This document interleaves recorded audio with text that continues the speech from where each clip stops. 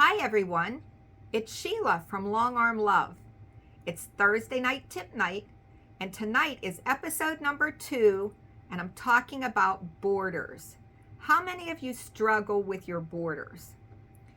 How many of you heard the term wavy borders?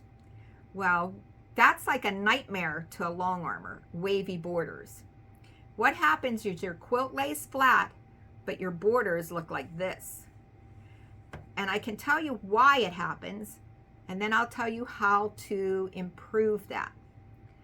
How many of you cut your border however wide you want it, let's say 3 inches, and you just cut a really long strip, so you know it's more than what the width of your quilt is. You throw it over your shoulder, you line it up with your quilt, and you start a little bit off the edge because you'll just trim that off.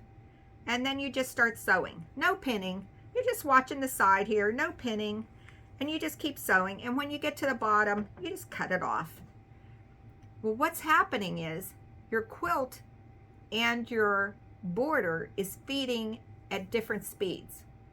Your quilt is being, if your quilt's on the bottom, it's being grabbed by the feed dogs. That's the little grippers under your oppressor foot. And it's gripping that and moving that quilt along. And the top, you're pushing it with your fingers, or you have a walking foot and you think, oh, the walking foot's pulling it along because it has little grippers. But they don't always work simultaneously exactly. And it still pushes and pulls and stretches that border. And that's why you get a wavy border. You're not pinning and you're just feeding it through. And when you get to the end, you just cut it off. Don't do that anymore. I'm going to show you how to improve your borders. This is how I was taught in 2004 when I took my first quilt class at a quilt shop. So I have my whiteboard here that I can draw, and maybe you'll understand what I'm talking about. So let's say your quilt is 80 by 90. So you think, oh, I just need a piece wide enough for 80 inches. I'll just cut like 84 inches and then cut off whatever I have left over. That's not the way to do it. What you want to do is measure across the top of your quilt. So let's measure that, and we'll say it's 80 1/4. Then we're going to measure across the middle of the quilt. Let's say it's 79 3/4. And we're going to measure across the bottom of your quilt. Let's say it's 80 inches. We're going to add those together, and we get 240 inches.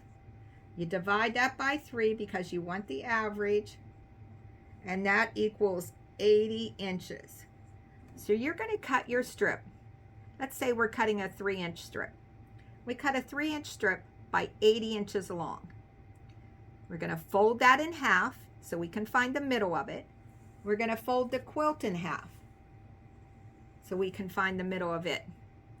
We pin the middle of the border to the middle of the quilt. Pin both sides. Pin in between those 2 pins. Then pin across there. We'll use lots of pins. And then sew your border on. Do the same for the top. Pin in the middle, both sides, in the middle again, pin across. Once you get it all sewed on, take the pins out and press it. Don't iron it, press it. Ironing will stretch your fabric. Press it flat and the seam to one side. So this will be your quilt when you get that done. So we added a 3-inch here, and we added a 3-inch here. Let's say it was 3 1/4 because we have that seam allowance. So we have that seam allowance there. So now we're thinking that our quilt is 96 going across there. But let's measure to make sure. So we measure across the top, and it's 96. We measure across the middle, and it's 96 3/4. and across the bottom is 96. We're going to take an average of that.